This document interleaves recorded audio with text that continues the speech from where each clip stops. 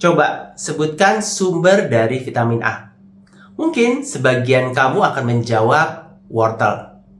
Ya memang betul, wortel ini bisa menjadi salah satu sumber dari vitamin A.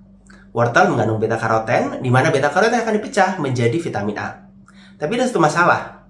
Masalahnya adalah apakah molekul ini kemudian secara efektif dipecah menjadi vitamin A, atau sebenarnya ada kondisi yang bisa mempengaruhi dari proses ini. Apakah proses ini terjadi secara efektif? Karena kalau kita membahas mengenai vitamin A dan sumber yang optimal, jawabannya adalah kita mengharapkan berasal dari preformed vitamin A atau retinol yang biasanya terdapat pada produk hewani. Jadi kalau jawabanmu adalah wortel, sepertinya belum tepat. Jawaban yang tepat adalah hati. Hati ini mengandung vitamin A dalam jumlah yang tinggi, yang mana ini bisa mencukupi kebutuhan tidak hanya secara jumlah tetapi juga secara bioavailability. Artinya hati ini karena vitamin A-nya sudah dalam bentuk siap pakai, maka tidak perlu dirubah lagi. Karena tidak semua beta-karoten ini bisa dirubah menjadi vitamin A.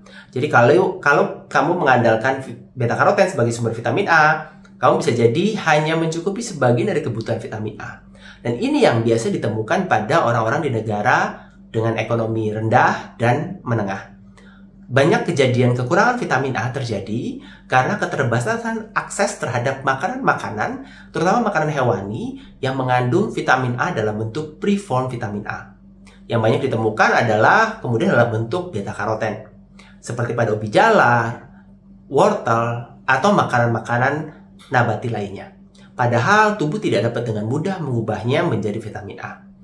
Pada bagian ini kamu juga akan mempelajari beberapa fakta menarik mengenai vitamin A. Di mana sih negara terjadinya atau yang banyak mengalami defisiensi atau kekurangan vitamin A? Dan apa konsekuensinya bagi kesehatan warga tersebut?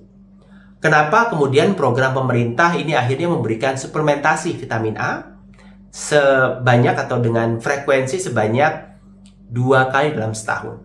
Karena tubuh punya kemampuan untuk menyimpannya. Dan juga karena vitamin A ini punya peranan penting. Dan apabila anak-anak kita mengalami defisiensi vitamin A, maka ini bisa berdampak fatal bagi pertumbuhan dan juga kesehatan mereka. Jadi ini adalah bagian mengenai vitamin A, sumbernya, dan apa yang bisa terjadi ketika seseorang mengalami defisiensi atau kekurangan vitamin A dalam konteks di masyarakat.